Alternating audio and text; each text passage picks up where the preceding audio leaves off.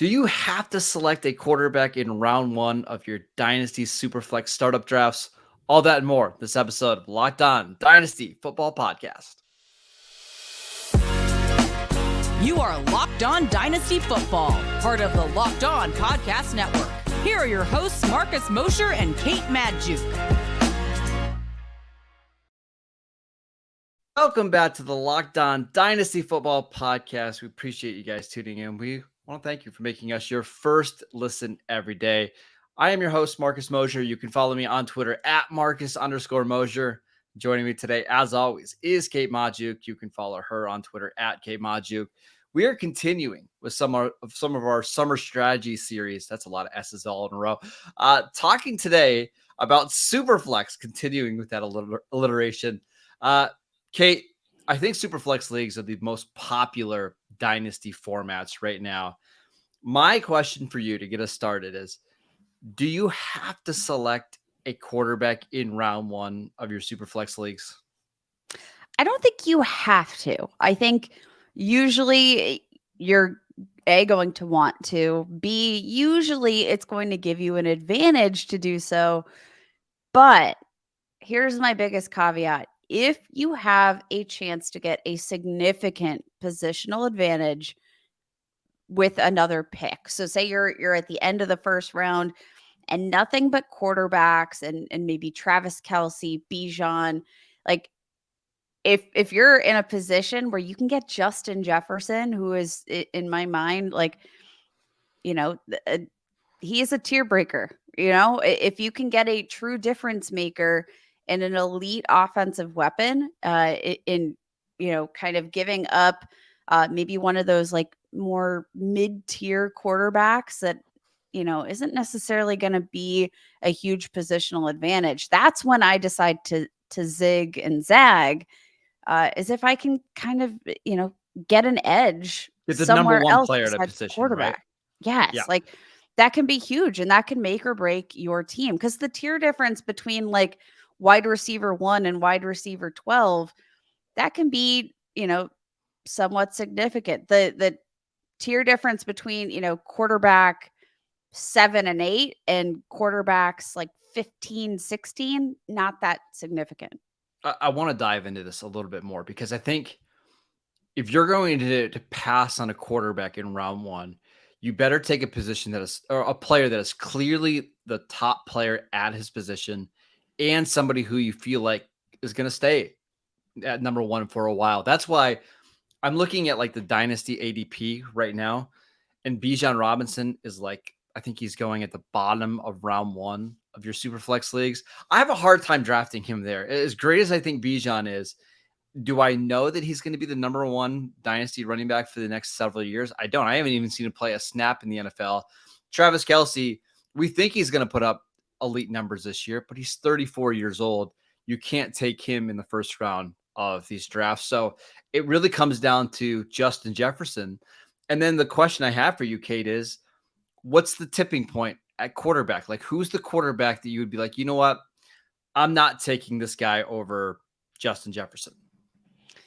I think for me, the tier break comes at Justin Fields. Right now in Dynasty Superflex drafts, going on average is QB 8, and that's behind Josh Allen, Patrick Mahomes, Jalen Hurts, Joe Burrow, Justin Herbert, Lamar Jackson, and Trevor Lawrence. Now, that to me feels like a pretty significant tier break, because that's where your designated upside versus proven talent, and that. I love Justin Fields. And you know who the oldest quarterback is in that group, by the way? I don't know. It's Patrick Mahomes. He's 27. So that you're gambling on all these quarterbacks that are in their primes or not even to their primes yet. And that's why that tier is so kind of set in stone, right? It's just, and that, yeah. And like Justin Fields, he feels like he could very well be a part of that tier in the next season to come if he takes the next jump as a passer. But I think that's where I go with the known talent of Justin Jefferson or a Jamar Chase. I prefer Justin Jefferson over Jamar Chase, but I'm willing to bet on their talent and the difference maker they make as potential wide receiver Yep. ones year over year versus rolling the dice with a Justin Fields and Anthony Richardson, Sure. a Deshaun Watson. Like that's where the tier break falls for me. In redraft leagues, at least this year, I love being in the middle to the end part of round one because there's just so much talent. But in a super flex startup draft, how much more valuable are the top 2 or 3 picks compared to the bottom 2 or 3 picks in round one? Absolutely invaluable. Like you cannot overstate the edge I think that you get in, let's say, the top 5 picks Sure. of a super flex draft as opposed to the end. Now, like you mentioned, I prefer to draft at the back end. I love like spots 10 through 12 because I think the edge that you get getting two really high tier players is more significant generally than I've found Well, drafting because at the I'm top drafting of the like draft. Nick Chubb and Jonathan Taylor, Yes, at the like turn, and that's like great. I'm set at running you're back, set. but in super flex drafts, if you just look at ADP, you're going like, it might be CeeDee Lamb and Anthony Richardson, and that's just not the same advantage as Patrick Mahomes and Christian McCaffrey, right? Exactly that. Like that in that sort of range, you might be looking at a Josh Allen Garrett Wilson stack, Yeah, a Patrick Mahomes, Amon-Ra St. Brown, like that. That's the kind of QB wide receiver grouping you can generate with a top end pick in a super flex draft, as opposed to, like you mentioned, like a Anthony Richardson, yeah. CeeDee Lamb, like that doesn't pack the same punch. There's plenty of upside there, but I think there's a lot more question marks than what you're going to get in the top half of Superflex. So anytime I'm in a Superflex draft, particularly, if your league maybe find some fun ways to designate draft order or pick your own draft order, Sure. I'm always going to be picking as close to the 101 in a super flex as I possibly can just to get that advantage. Quarterbacks are just going to go super early in these startup drafts, and you're going to have to overdraft them at some point, whether that's in round one or that's in round two or round three. And what I found from my experience is I'd rather just draft those guys in round one, kind of get it out of the way rather than having to draft. I mean, just looking at the Superflex ADP right now, Bryce Young at pick 18 overall, Kyler Murray 22 overall, Daniel Jones 27 overall. I would much rather just draft Trevor Lawrence as QB6 or, with my 6th or 7th overall pick rather than doing that. So that's the way that we are approaching this. One last question before we move on. You mentioned the clear top 7 quarterbacks: Allen, Mahomes, Hurts, Burrow, Herbert, Jackson, Lawrence. When you're in a super flex league, are you still looking for upside in round one, or are you more likely to go with a safer quarterback option that you think has some more staying power? That's the thing. I think in that tier that you just mentioned, you get the best of both worlds. Obviously, Allen, Mahomes, Hurts, these quarterbacks are in a tier of their own. But I think, between Burrow, Herbert, Jackson, Lawrence, you're getting significant upside. I don't think we necessarily know the ceiling for any of these players, maybe, barring Lamar Jackson. I don't think we know the ceiling for these guys just yet. And I think the ceiling could still be out there to be found for this tier of players. So I think you kind of get the best of both worlds in terms of safety and in terms of potential upside. I And want safety there. I want the guy that I just know is going to be a 7, 8, 9 year starter, right? And I think all these guys are. That's why they're being drafted as high. But I think somebody like Joe Burrow is just going to be around forever. Or Josh Allen. I wouldn't be surprised if Josh Allen's body breaks down a little bit before Joe Burrow. If that makes sense. I mean, yeah, Josh Allen, we know he takes hits that Yeah, probably has no business taking. Joe Burrow, though, and to the same vein, has taken plenty of hits himself, has sure. been sacked, I think, more times than any quarterback over the last 3 seasons, if I'm Yep. remembering that stat correctly. Uh, there's definitely risk, but just naturally, Josh Allen's playing style and um, the way he's not afraid to use his body is definitely going to put him, I think, at a little bit more risk, which is why I generally lean Patrick Mahomes over Josh Allen. I would agree as Um, well. just for I think even a little bit more safety as a passer, but we know Mahomes still has some wheels, but Yep. the playing style I think of Patrick Mahomes just lends itself a little bit more to longevity there for me. How many quarterbacks should you be drafting in your dynasty startup drafts? We'll get to that next. Our partners at eBay Motors have teamed up with Locked On Fantasy Football host Vinny Iyer to bring you some of the best fantasy picks each week, all season long. Whether you're prepping for a draft or scouting the waiver wire, every week we're going to provide you players that are guaranteed to fit on your roster.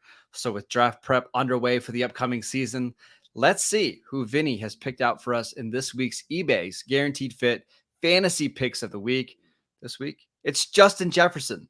When on the clock for the first overall pick in 2023 fantasy drafts, it's okay to get downright giddy about doing the gritty. Yes, that means picking Vikings wide receiver Justin Jefferson, who is a guaranteed fit over the past 2 seasons. Jefferson leads the league in both receptions and receiving yards. He will remain a dominant number 1 receiver and a target monster. Jefferson is a guaranteed fit to ignite the rest of your fantasy football lineup toward winning success. Vinny Iyer from Lockdown Fantasy Football is going to help you win your fantasy championship, and eBay Motors knows how a championship team is about each player being a perfect fit. It's the same with your vehicle. With eBay Guaranteed Fit and over 122 million parts and accessories for your vehicle right at your fingertips, you can make sure that your ride stays running smoothly. Air filters, brakes, batteries, tail lights, alternators, shocks, struts, you name it, eBay Motors has it. And they'll make sure it's the right fit for your car, because eBay Guaranteed Fit helps you understand exactly what part you need for your vehicle the first time. So go forth, switch gears, crank the AC, and say goodbye to sweating if your ride needs a little fixing up, because now you'll know you'll always be set up for success from the get-go. With eBay Guaranteed Fit, everything your vehicle is calling for is just a click away. For the parts and accessories that fit your vehicle, just look for the green check. Get the right parts, the right fit, and the right prices at ebaymotors.com. And let's ride. eBay Guaranteed Fit only available to U.S. customers. Eligible items only. Exclusions apply. All right, we are back talking about some Dynasty Superflex startup strategy. Kate, I want to talk about, let's say you're in a 12-team league. How many quarterbacks are you trying to grab all together, and how many do you want to grab in the first 3 or 4 rounds? My goal is always to leave the draft with at least 3, but when I draft those quarterbacks is very much dependent on how the board falls to me. I am not somebody who likes to necessarily tick off boxes for the sake of ticking off boxes. I want to play the board. I want to see how the draft is falling to me. I want to see what tendencies we're having with within the draft. Who's taking what? What does the rest of the draft board look like? If the rest of my league has already got their 2 quarterbacks, I'm going to hold off for a little bit, Sure. because the chances that they're going to take a third when they're probably if you're drafting all these quarterbacks in the first few rounds, there's a chance there's some pretty elite offensive weapons either at wide receiver, tight end, running back. I like to play the board, and I like to be very fluid with my drafting strategy. I want to take the best player available. And sometimes in super flex leagues that, you will be overdrafting quarterbacks. And I tend to be a little bit more patient and conservative. Once I have my, let's say, that core quarterback, my Josh Allen, Your anchor. my Yep. Trevor Lawrence, my anchor, right? Yep. Then I flip the switch and I'm much more patient as a drafter once I have that anchor. And I just try to see how things are flowing, because every single draft, even in Superflex where quarterbacks are more heavily valued, every draft has its ebb and flow, and it's Sure. every single draft is so unique. You have to be, in my mind, open to the possibilities of employing any kind of draft strategy Sure. in a super flex startup. I, I think it depends on where you're drafting, right? If you're drafting, let's say 1, 2, 3, you get Patrick Mahomes at pick number 1. I'm more willing to just kind of draft every other position and then try to stream. I know you can't really stream in Superflex, but what I basically mean is throw numbers at the position in the middle part to the later part of your draft. Maybe that's where you grab, hey, I'm grabbing Kirk Cousins, Mac Jones, and Derek Carr, in the 6th, 7th, 8th round. I'm just making this up. Like that's probably my strategy if I'm picking early. But if I'm picking at the end of round 1, Kate, I think I'm more likely just to take a Yep. combination of like Dak Prescott, Anthony Richardson, boom, boom, boom. And now rounds 3, 4, 5, I'm going to load up on some other positions and try to get an advantage there over the teams that have the higher ceiling quarterbacks. So basically, to sum this all up, it really just depends on where I'm drafting. Yeah, I think that's a good, very good note. And like, let's say you are, you have that anchor quarterback, you have, some combination of safety and upside in a Josh Allen, Jalen Hurts, etc. That's, like I said, I'll be a little bit more patient there, but in those later rounds, then I'm going to look to target players that I think, might have some rushing upside, even if they don't have necessarily like the staying power. Like the name that keeps jumping out to me right now is like a Sam Howell. If Yep. I've got a very safe, high upside quarterback that I've drafted in the top 5 picks, that's where I'm going out. And I'll get a Kirk Cousins, I'll get a Sam Howell to kind of round that out. But otherwise, I do think that, like you said, if you're in sort of that back half of the draft, and you're going to need probably two of those, low end QB1, high end QB2 assets to piece together a relatively safe Yep. floor. Here's what I would recommend. This is just my strategy. I'm not taking the quarterbacks that are being ranked right now on Dynasty League football or drafted like from QB 13 to QB 19. Because you look at where they're being drafted and the players that are being drafted near them, I just can't get over. Give an example.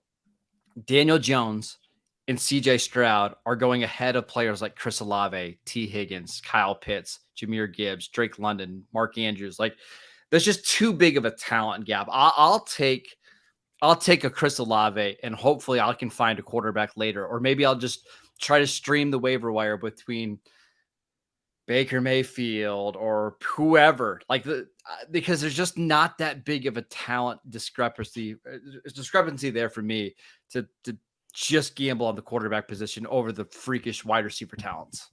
Yep, absolutely. Agree. Yeah. All right, Kate, let's talk about which positions you might have to punt on in rounds 1, 2, and 3. If you're going to be drafting a lot of quarterbacks early, especially like we said at that turn when you're taking a Dak Prescott or an Anthony Richardson or Deshaun Watson, which positions are you punting on early in your drafts? We will get to that next. We'd like to thank you for making Locked On Dynasty your first listen every day. Everydayers, we're going to continue some of the strategies for your Dynasty leagues over the next couple of weeks as we get you ready for the NFL season. We know you've got drafts coming up. Kate, you and I are doing the Scott Fish Bowl right now.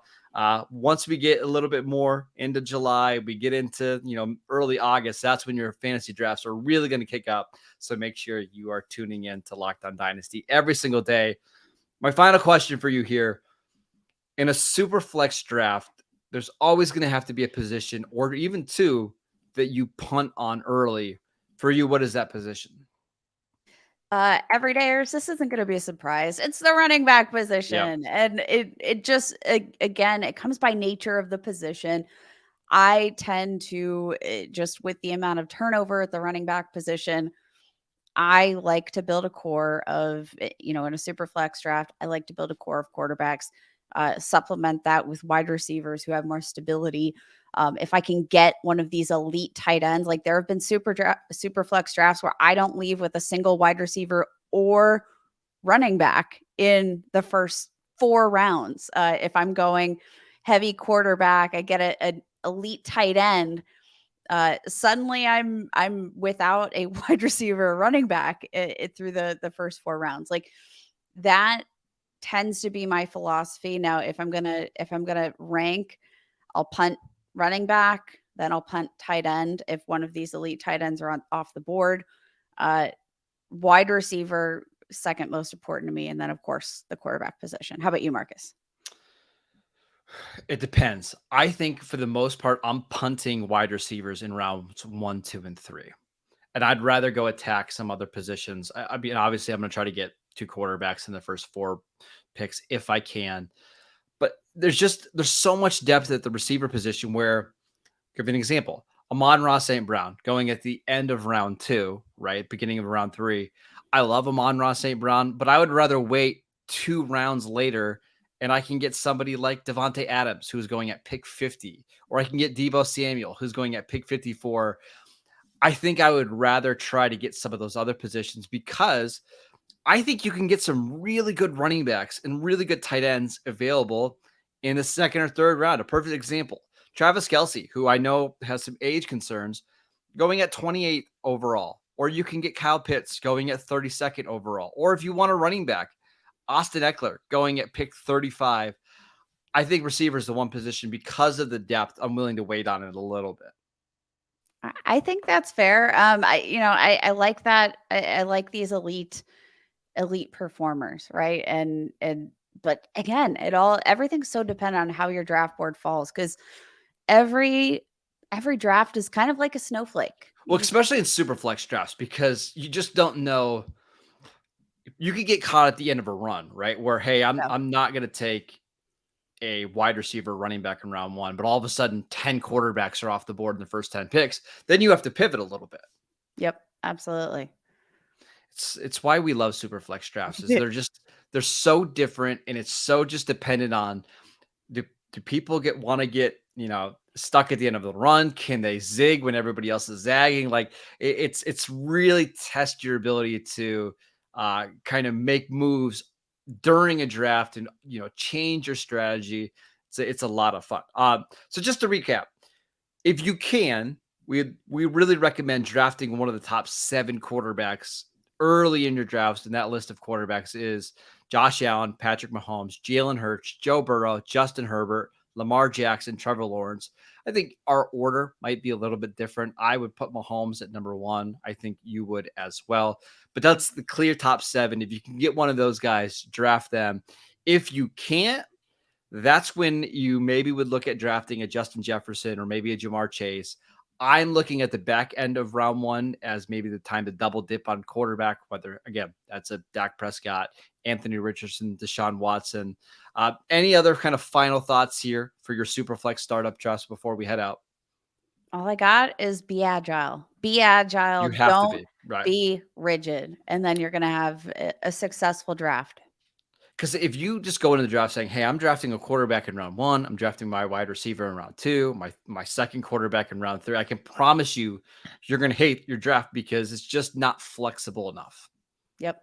You gotta draft a team you like. And that doesn't always end up being the plan you go into with. But that's what makes this whole process so fun.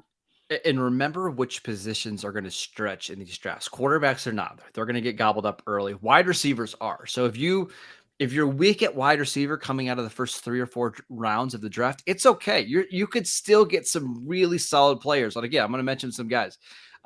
DJ Moore going as wide receiver 23, 67th overall in startup drafts. If you want a young player like a Quentin Johnson, 75th overall, don't panic if you don't grab receivers early. It's the one position that does stretch a little bit. Even tight ends, you can get a TJ Hawkinson at 66 overall, a George Kittle at 68 overall. Wide receivers, tight ends will be available later in your draft. So just be patient there. That is it for today's show. We want to thank you for making Locked On Dynasty your first listen every day. Every day, we'll be back on Monday with more of these strategy series. So be sure you tune into that. We are free and available on all platforms. Check out our show on YouTube. Go follow Kate on Twitter at Kate Majuk. I'm at Marcus_Mosher. We'll see you guys next time.